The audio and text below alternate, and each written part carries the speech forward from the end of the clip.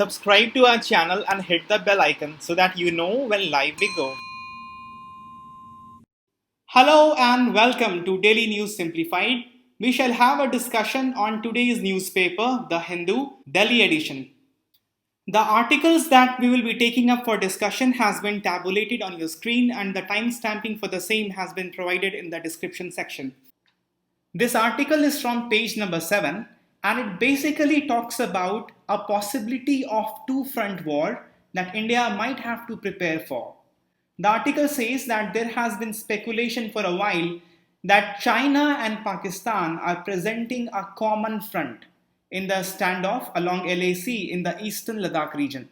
There is already a severe standoff between India and China along line of actual control. And if at all Pakistan dares to do the violation along line of control, then in that situation, India will have to prepare for a two-front war. The sign for this is already in the offing. The article says that there has been growing incidents of ceasefire violation by Pakistani forces in contravention of the 2003 ceasefire understanding. The article also quotes Jayadev Ranade, the president of Center for China Analysis and Strategy. He says that the two-front war is a possibility. He also pointed to the recent posting of a Pakistani military officer to China's Central Military Commission's Joint Staff Department. And this collaboration between China and Pakistan hints towards a possible planning they are having to force India to have a two-front war. Jayadev Ranade also says that China has major strategic and financial investment in Aksai Chin and also in Pakistan-occupied Kashmir and Gilgit-Baltistan region. The most important infrastructure project is China-Pakistan Economic Corridor. So China's interest is already there in both the fronts. But however, there is little chance that Pakistan will take a step like that without overt support of China because the taste of surgical strike and the hot pursuit must still be fresh in Pakistan's mouth. Pakistan must be wary of massive retaliation by India. But with the support of China to Pakistan, the possibility of such two-front war still exists. To understand this possibility of two-front war and how it will raise a challenge for India, let us look at the map of the region. This is the Jammu and Kashmir region, divided now into the Union Territory of Jammu and Kashmir and Ladakh. But certain region of Jammu and Kashmir is occupied by Pakistan and that is represented by this border. This is line of control. And the region of Aksai Chin has been occupied by China, represented by line of actual control. Now there is some contention between the line of actual control as perceived by China and as perceived by India. This we have discussed in the previous DNS and the difference majorly is the line crossing through Pangyong Lake. But this roughly represents the line of actual control. Pakistan also has given some region to China, represented by this region. So basically the state of affair now stands something like this. The erstwhile state of Jammu and Kashmir has been occupied by Pakistan and China as represented in this map. This is the region where there is Siachen Glacier. India took control of this 70-kilometer long Siachen Glacier and also its tributary glaciers. India also has taken control of the passes and the heights of Saltoro Ridge immediately west to the glacier. The distance between Siachen Glacier and the line of actual control is less than 100 km. And recently, China has occupied the Deepsang Plain and the region around that, looking over to Siachen Glacier. That itself poses a security threat in the region. Apart from that, India has recently completed the construction of Darbuk Shayok Daulat Beg Oldie Road. This connects the village of Darbuk with the village of Shayok and finally to Daulat Beg Oldie, very near to Karakoram Pass. This road has high strategic significance for India. It enables the Indian Army to bring by road rather than by air supplies, men and material to its post in the Siachen region. Siachen region has been the bone of contention between India and Pakistan, and India have to guard this region at any cost. But the point is, as you would already know, that China has been occupying the Galwan Valley. And there is a point called as Petrol Post 14, PP14, near to Galwan Valley but in the high mountains. PP14 has the strategic advantage of dominating height and it overlooks the Darbuk-Shahyog DBO road. Since China has been controlling PP14 recently, there is a strategic risk that in the event of war, China may cut off the military supply through the road to the posts in the region. And that would be tantamount to cutting off the artery of the military supply in the time of war. That is why it is a matter of concern.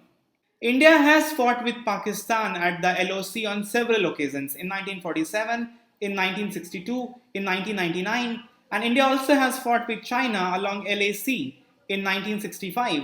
However, India had not to deal with both of them simultaneously on the two fronts. This is why last month Army Chief General Narawane said that India must remain alive to the threat of two-front war, and he referred to dual task formation as a countervailing strategy.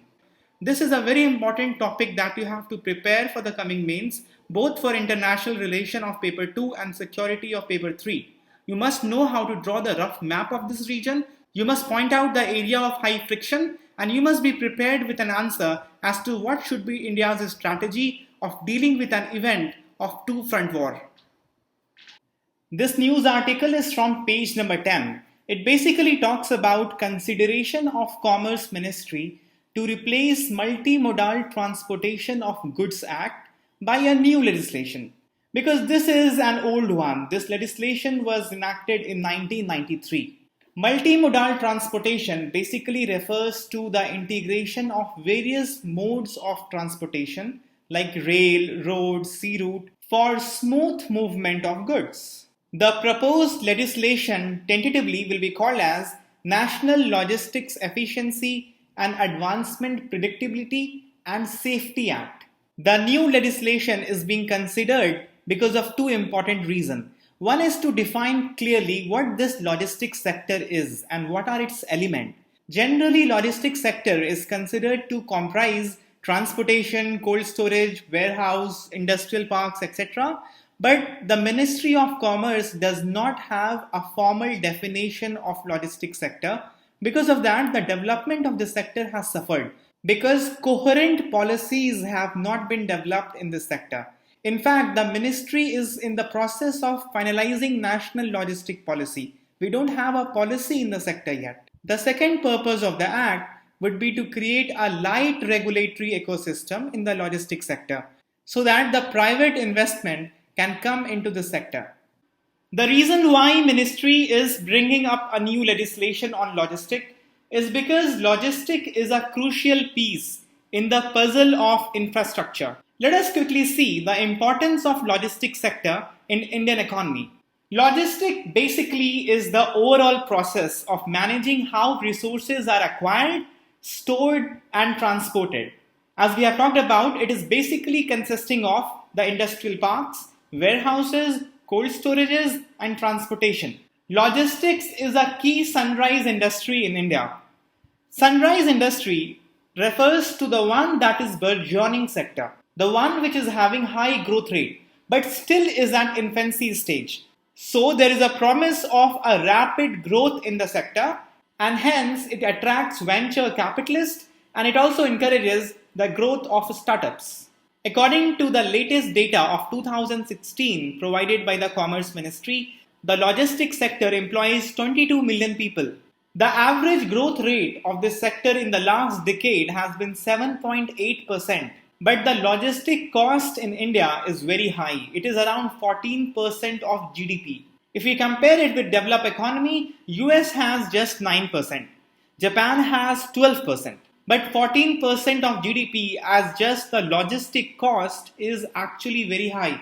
And this high cost of logistics in India is also reflected in the Logistic Performance Index, which is released by the World Bank. The last index that was released in 2018, it is released every 2 years. In that, India ranked 44, China 29. If you compare India's ranking with other middle income group like Vietnam stood at 39. Clearly reflecting India has a lot to do in this sector. As per the estimate of World Bank, a 10% decrease in indirect logistic cost has the potential to increase export by 5 to 8%. So we have to fix our logistics sector in order to get our infrastructure sector on track. Let us see some of the steps that have been already taken by Government of India to improve this sector.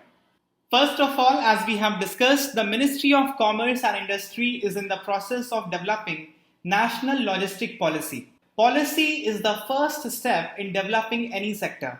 In the areas where legislations are silent, executive action is directed by the policy. Soon the logistics sector will have a national policy. Government of India already has given infrastructure status to logistics in 2017. Getting infrastructure status will help the sector a lot. For instance, the logistics sector now can get enhanced credit from the banks and also at easier terms. Any sector with infrastructure status can access larger amount of funds as external commercial borrowing. They also get access to the longer tenure funds from insurance companies and pension funds. And they also get eligible to borrow from India Infrastructure Financing Company Limited. A new logistic division has been created in the Ministry of Commerce and Industry, and this was done on the recommendation of Vivek Debroy Committee. And do you know, after the creation of e-way bill system in the GST regime, the truck turnaround time has been reduced by 20%. India also has signed UNTIR Convention. This UNTIR Convention basically is Custom Convention on International Transport of Goods. And this, along with the Trade Facilitation Agreement of WTO that India has ratified, aims at simplifying the custom procedure. And simplification of custom procedure will directly benefit the logistics sector. Ministry of Commerce and Industry also has come up with LEADS Index to create competition among the states to improve their logistics sector. You tell me which state has topped the last LEADS Index. Government of India is in the process of creation of a state-of-the-art infrastructure like Bharatmala project, Sagarmala project, and these will have multimodal logistic parks. Multimodal logistic parks will basically have integration of different modes of transportation at one place. So transition from one mode to another will be very smooth through these multimodal logistic parks. Bharatmala has plan of having 24 multimodal logistic parks. Sagarmala has a plan for 7. Agreements like BBIN agreement, Bangladesh, Bhutan, India, Nepal agreement, which is basically a framework for Motor Vehicle Act, will smoothen interstate transportation of goods. Government of India has already relaxed the FDI norms and the GST regime has helped in the smooth movement of goods. Apart from the mentioned aim of the legislation that we saw in the beginning, you do a little bit of brainstorming and think what other specifics should be added in the legislation for a holistic development of this logistics sector. I'll add some suggestions in the PDF notes, but I'll leave you here to do a little bit of thinking and discuss it among yourself. This news is from page number 9. In 2019, under the previous regime in Sri Lanka, when Sri Maithripala Srisena was the head of the government, Sri Lanka signed a memorandum of cooperation with India and Japan to jointly develop and operate the East Container Terminal, which is the extension of the Colombo Port. This port is considered to be strategic for India because of the obvious reason that it is close to the main Colombo Port, which is run by China. However, you have to remember, in case of East Container Terminal proposed to be jointly developed by India and Japan, the ownership will lie with Sri Lanka Ports Authority. But in case of Colombo Terminal, China has 85% of ownership. Recently, the opposition parties in Sri Lanka have been opposing the Indian involvement in the Colombo Port. And there also has been other dispute related to the use of cranes and other machineries, whether that has to be Indian or Chinese. Accordingly, the pro-China regime under Rajapaksa has now decided to constitute a 5-member committee to look into the concerns raised over the development of the port. You must remember for the mains exam that in Sri Lanka, we are involved in 2 projects. One is in the minor port of Kankesanthuri India is involved in dredging and restoration of this port. And the other is East Container Terminal, and that is in collaboration with Japan. Let's take this opportunity to look at some other ports in which India has a stake in Indian Ocean region. Either India has an agreement to use the port or India is involved in the construction of the port. Let's have a little quiz. I'll mark you the location and you'll have to give me the name of the port. We'll begin from here, the most famous. You should get this one in the split of a second. This port is Chabahar Port. India had done large investment in constructing this port. UPSC also asked this question in the previous prelims exam. This obviously gives us the strategic advantage of bypassing Pakistan and getting into Central Asia and Afghanistan. Then we have this. Which port is this? This is Duqm Port. This is in Oman, and according to Indo-Omani agreement, Indian Navy will be able to use the port for logistics and support, allowing it to sustain long-term operations in Western Indian Ocean. This is important because Western Indian Ocean is a hotspot for piracy in the area. So a port infrastructure which India can use will be of great help. Tell me, which port is this? India is developing this port. However, in this case also there has been setback because of local protest. But this project is very important for India in the backdrop of setback that India has got by the cancellation of projects in Seychelles and in Maldives. This is Agalega Port in Mauritius. This we just have seen. This is East Container Terminal. This is the extension of the Colombo terminal which is run by China. Which port is this? This is Port of Sabang, and this is at the tip of Indonesia. India is developing its maiden deep sea port in Indonesia's Sabang, and this port is very close to Andaman and Nicobar Island, so the strategic importance of this port is also very high. This can be seen as a counter to China's slew of connectivity plans with ASEAN under its Belt and Road Initiative. Which port is this? This is Myanmar's Sittwe Port, and after the Chabahar Port of Iran, Sittwe Port is the second overseas port of which India has taken over operations. Sittwe Port has been developed by India as part of Kaladan Multimodal Transit Project. Sittwe Port is also crucial for India to counter China's Belt and Road Initiative in Indo-Pacific region. There are two ports here that India has developed, and these are Mongla and Chittagong Port in Bangladesh.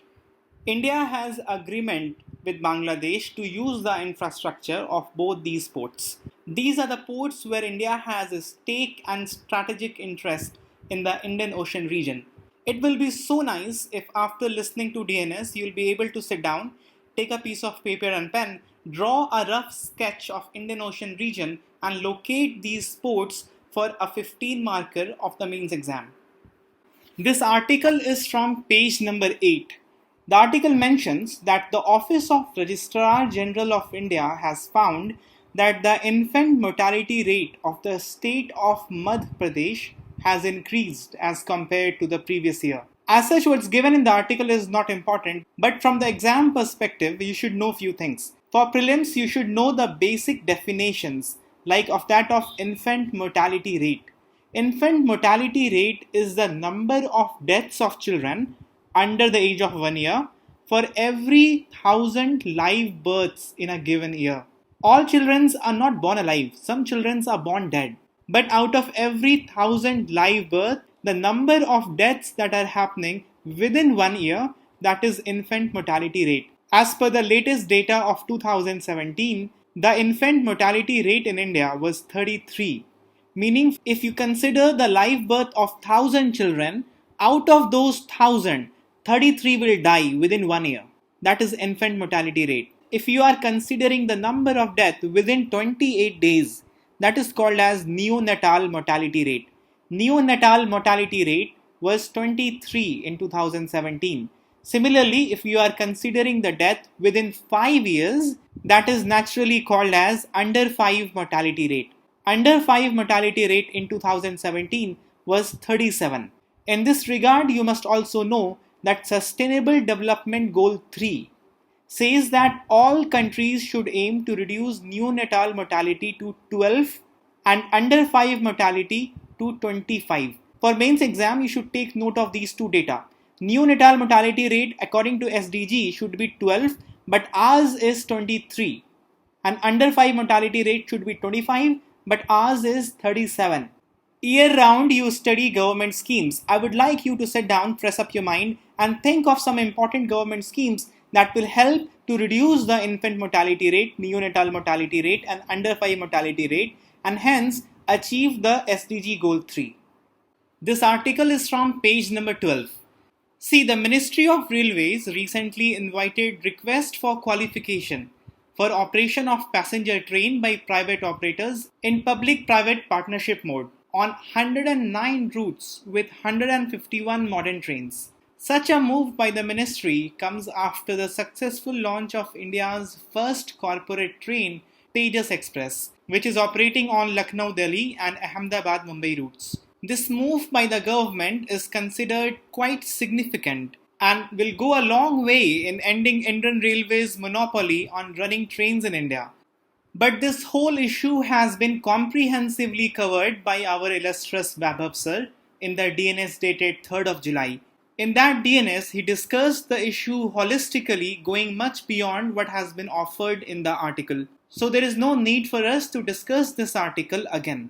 Let's now do question for the day. Yesterday's answer is option D because National Pharmaceutical Pricing Authority is not a statutory body and its mandate is not restricted to National List of Essential Medicine. Let's see question for the day for today. The question is, arrange the following port from west to east. Chabahar Port, Dukum Port, Agalega Port, Sitwe Port, Port of Sabang. The options are little close, so you will have to take risk and you have to think a lot on this. With this, we have come to the end of the video. Thank you very much and have a good evening.